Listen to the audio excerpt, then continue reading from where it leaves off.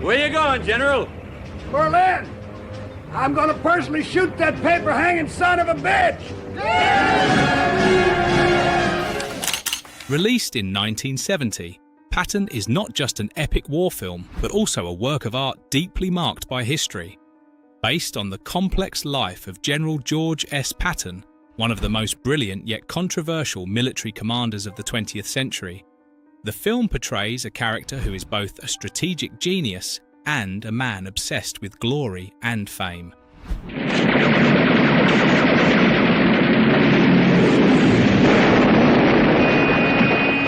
Amo,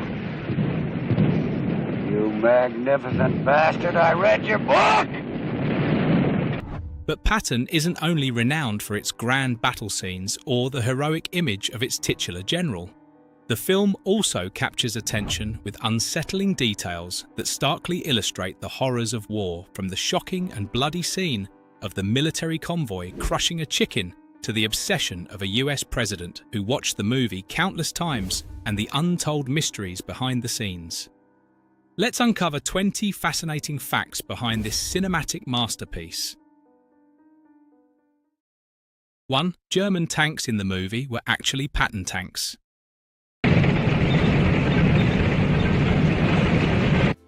In Patton 1970, the tanks portrayed as those of Nazi Germany were actually American M48 Patton tanks provided by the Spanish Army. After World War II, almost no original German panzer tanks remained, forcing the filmmakers to turn to other military units to recreate the battles. Under Francisco Franco's regime, Spain still possessed hundreds of M48 tanks supplied by the US in the 1950s. The filmmakers repainted them, added Nazi symbols and modified certain details to convincingly transform them into German tanks on screen. Ironically, these M48 tanks were designed to honour General George S. Patton, the protagonist of the movie. Yet in the film, Patton had to fight against machines bearing his own name. 2. Nixon and his obsession with Patton. It is often said that the Cold War is over and that the West has won it. That's only half true. President Richard Nixon was so obsessed with Patton that he watched the movie more than 10 times in the White House. He even forced Henry Kissinger, his national security advisor, to watch it with him. Nixon didn't view it merely as a cinematic work, but saw Patton as an ideal model for his leadership style. The film portrayed Patton as a strong, fearless general, always decisive and ready to confront any challenge. These qualities resonated deeply with Nixon, who was facing internal divisions in the US and the pressures of the Vietnam War. He used Patton's philosophy to bolster his confidence in his military decisions, particularly the Vietnamization strategy. 3. George C. Scott refused to film the opening scene. I want you to remember that no bastard ever won a war by dying for his country. The opening scene of Patton George C. Scott, standing in front of a giant American flag delivering a powerful speech, is one of the most memorable moments in cinema. However, few people know that Scott initially refused to film this scene. He was concerned that the speech was so impactful, it would overshadow the rest of the film, causing the audience to remember only this moment and forget his nuanced performance in the subsequent 2 hours. Director Franklin J. Schaffner knew this scene was key to the film's opening, but to convince Scott, he lied, claiming the scene would be placed at the end instead of the beginning. Trusting the director, Scott poured his heart into the performance, delivering an outstanding take in just one shot. When the movie was completed, Scott discovered the truth. The scene had been placed at the beginning of the film. 4. The chicken accident in the movie. In a scene shot in Spain, Patton's military convoy rolls through a small village. Stray chickens wandering onto the road inadvertently became victims as the military vehicles couldn't stop in time. A few chickens were run over on camera, and rather than reshoot, the director decided to keep the scene in the film. This wasn't a staged detail, but a completely accidental occurrence. However, it added to the film's realistic feel. In war, chaos and minor losses like this happen frequently, not just to people, but to everything around them. 5. No studio logo.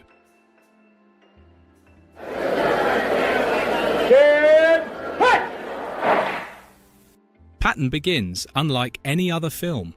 There is no studio logo, no familiar introductions. The movie starts with the image of a giant American flag and George C. Scott's commanding 10 Hut. This decision was not only bold but revolutionary. It immediately pulled the audience into Patton's world without any preparation. For military audiences, the instinctive reaction to the command was to stand at attention, and this actually happened in theaters on military bases. This opening broke Hollywood conventions and conveyed the spirit of Patton's character from the very first second. It required no explanation, no lead-in, just presence and dominance. 6. Patton's real voice. You who have not seen it do not know what hell looks like from the top. In real life, General George S. Patton's voice was entirely opposite to his strong on-screen image. His voice was high-pitched, shrill, and sometimes sounded like an angry schoolteacher. This initially made many soldiers under his command feel uncomfortable and distrustful. However, Patton quickly compensated for this shortcoming by using colourful, often vulgar language to assert his authority. When portraying Patton, George C. Scott ignored this characteristic and replaced it with a deep, powerful, commanding voice perfectly suited to the cinematic image of a legendary general. While this change sacrificed some authenticity, it made the character more accessible to audiences and enhanced the film's appeal. 7. The Spanish military provided major resources. To recreate the brutal battles of World War II, the filmmakers spent nearly $6 million, half of the $12 million budget, on hiring the Spanish military. Under Francisco Franco's regime, Spain's army had thousands of soldiers and military equipment supplied by the US during the 1950s. They played the role of German soldiers, operated tanks, artillery, and performed large-scale battle formations. The Spanish military didn't just serve as extras, they nearly became the backbone of the battle scenes in the movie. Soldiers were trained to march fire and follow commands from Hollywood filmmakers instead of their actual commanders. This created grand realistic scenes without the need for CGI, a rarity in that era. 8. Patton's real guns. The ivory-handled guns George C. Scott wore on his hips in the movie weren't props, but the actual weapons of General George S. Patton. The filmmakers borrowed them from the West Point Museum, which houses many personal artifacts of the legendary general. These weren't just weapons, but symbols of Patton's bold and unique personality. Patton had these guns custom designed with ivory grips and intricate details reflecting his perfectionism and his desire to stand out in the military. When Scott wore them in the film, he not only embodied Patton, but also carried a piece of real history. The weight balance and craftsmanship of the guns helped Scott connect deeply with the character, resulting in an incredibly authentic performance. 9. Military advisor disliked Patton. General Omar Bradley, who served alongside Patton in World War II, was invited to be the technical advisor for the film to ensure military accuracy. However, it's interesting to note that Bradley actually disliked Patton. He considered Patton reckless attention-seeking and overly obsessed with personal glory. In the film, the relationship between Bradley, played by Carl Malden, and Patton is portrayed as a close, enduring friendship. But in real life, Bradley frequently criticized Patton's impulsive actions, such as slapping soldiers with combat stress or deliberately violating military agreements to gain personal recognition. Despite this, Bradley ensured the film didn't favor or glorify Patton blindly. This balance allowed Patton to portray the character's complexity, a brilliant military genius but also deeply flawed. Bradley, while disagreeing with many of Patton's actions, played a crucial role in maintaining the film's authenticity, making him one of the most important contributors to its success. 10. Francis Ford Coppola was fired but still succeeded. Francis Ford Coppola, who later gained fame for The Godfather, was hired to write the screenplay for Patton. He spent months researching and crafting a bold script that delved into Patton's inner complexities, including his belief in reincarnation and his internal conflict between the glory of victory and the loneliness it brought. However, at the time, producers thought Coppola's script was too philosophical and didn't fit the tone of an epic war film. As a result, Coppola was fired. Ironically, much of Coppola's script remained intact in the final film. The producers eventually realized that the combination of grand military victories and Patton's psychological depth was the key to the film's appeal. The iconic opening scene, the speech in front of the American flag, was also Coppola's idea and was kept exactly as he had written it. Although Coppola had left the project, he won the Academy Award for Best Original Screenplay. This recognition proved his talent and demonstrated that bold ideas sometimes need time to be appreciated. 11. George C. Scott was not the first choice. Before George C. Scott was cast as Patton, several other famous actors turned down the role. Burt Lancaster, Rod Steiger, Lee Marvin, and even Ronald Reagan all said no because they felt the character was too difficult for audiences to empathize with. John Wayne, who was eager to play the role, was rejected because his style didn't fit the image of Patton. Scott himself was initially uninterested in the role, but changed his mind after reading the script and recognizing the character's complexity. He understood that Patton was not just a victorious general, but also a deeply conflicted man, both admirable and detestable. This insight allowed Scott to deliver a masterful performance that captivated audiences. Scott's portrayal not only earned him an Oscar, but also immortalized the image of Patton on screen. It's hard to imagine anyone else doing a better job in the role. 12. Scott's struggle with alcohol. During the filming of Patton, George C. Scott struggled with alcoholism, which occasionally created challenges for the production team. However, director Franklin J. Schaffner chose to handle the situation tactfully, rather than confront Scott directly. He adjusted the filming schedule to give Scott time to recover, and made the most of his peak moments to capture critical scenes. Despite his personal struggles, Scott delivered a performance that far exceeded expectations. It seemed as though the pressures and turmoil in his personal life were channeled into his portrayal of Patton, a character brimming with power, yet burdened by loneliness and insecurity. Scott's real-life chaos didn't detract from the film. Instead, it added depth to his character. This demonstrates how personal challenges can sometimes serve as a source of inspiration in art. 13. Scott criticized his own performance. After Patton was released and received widespread acclaim, George C. Scott surprised many by criticizing his own performance. Despite winning an Oscar for the role, Scott admitted that he felt he had not fully captured the complexity of the character. According to him, Patton was a man full of contradictions, a brilliant yet arrogant military leader, a man of great confidence who also grappled with loneliness, doubt, and a sense of being misunderstood by the world. Scott felt he had missed some of the spiritual and philosophical aspects of Patton's personality. Nevertheless, his humility and self-awareness only deepened public admiration for him. Scott was not just a talented actor, but an artist constantly striving for perfection. This self-criticism highlights an interesting truth. Even performances deemed perfect by audiences can leave the artist feeling unfulfilled. It underscores that art for its creators is often a never-ending journey of improvement. 14. Patton's belief in reincarnation. General George S. Patton was not only a military genius, but also a man with a strong belief in reincarnation.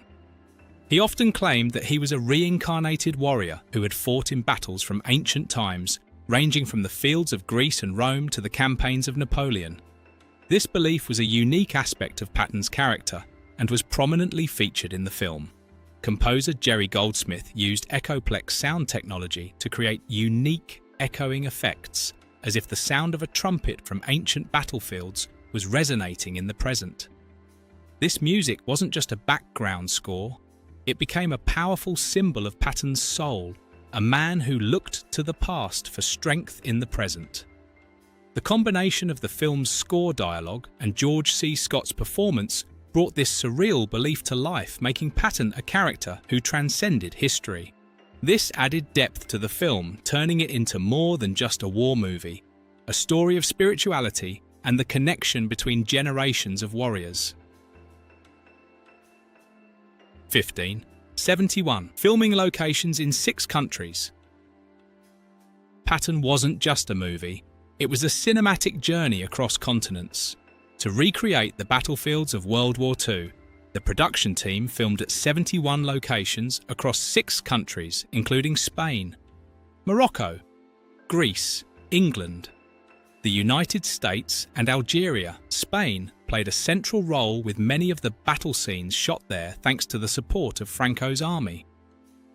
From the deserts of North Africa in Morocco to the beaches of Sicily, each location was carefully chosen to achieve the highest level of authenticity. The scenes not only captured the scale of war, but also gave the audience a sense of realism, as if they were witnessing historical events firsthand. Filming in multiple countries was not only a logistical challenge, but also a testament to the dedication of the production team. The vast, lifelike settings elevated Patton beyond the scope of a typical war film, turning it into a true cinematic epic. 16. George C. Scott rejected the Oscar. George C. Scott made Hollywood history by becoming the first actor to reject an Academy Award. In 1971, he won the Oscar for Best Actor for his role in Patton, but Scott refused to attend the ceremony and had already announced that he did not want to be nominated. Scott called the Oscars a meat parade, criticising the idea of comparing artistic performances as if they were commodities. To him, the true purpose of an actor was to serve the character and the audience, not to win awards. This act shocked Hollywood, but also sparked a major debate about the value of artistic awards. Some saw his stance as arrogance, but many admired him for his honesty and principles. His decision reflected the spirit of Patton, a man who defied rules and lived on his own terms even if it meant standing alone. 17. The broadcast version kept the profanity. When Patton was broadcast on ABC in 1972, audiences were surprised to find that almost all of the profanities in Patton's dialogue were left intact. This was unusual for the time, as films were often heavily censored when shown on television. Patton, both in real life and on screen, was known for his colourful and sometimes harsh language. The network only cut 2 lines, one of which didn't even contain profanity. Keeping the rest of the dialogue unchanged allowed viewers to fully experience the strength and personality of the character. This decision helped Patton achieve record-high ratings, capturing 65% of US television viewers. It proved that authenticity and staying true to the character could outweigh concerns about censorship. It also reinforced the film's reputation as not just entertainment, but a work of art and history.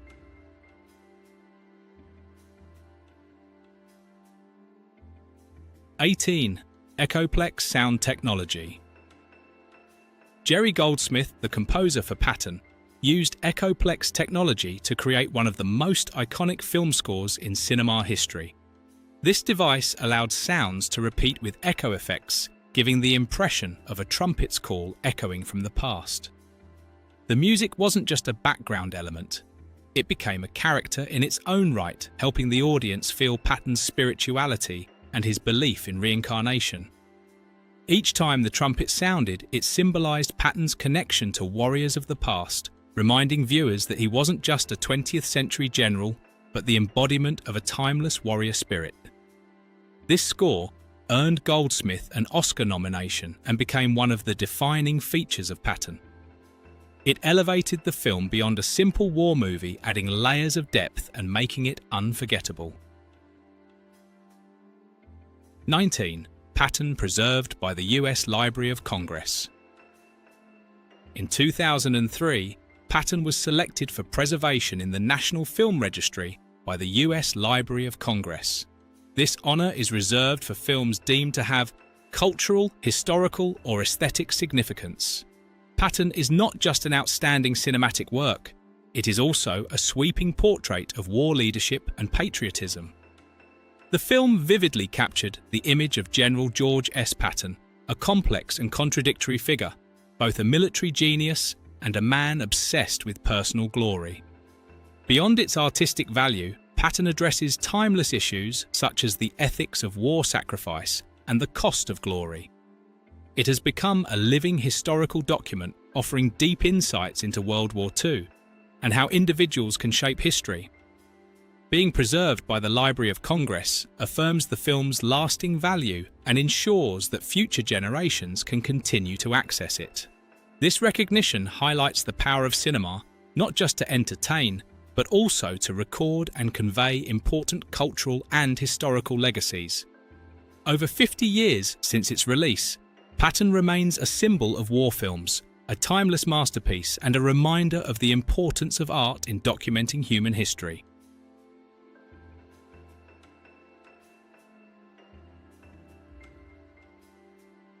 In 2003, Patton was selected for preservation in the National Film Registry by the US Library of Congress.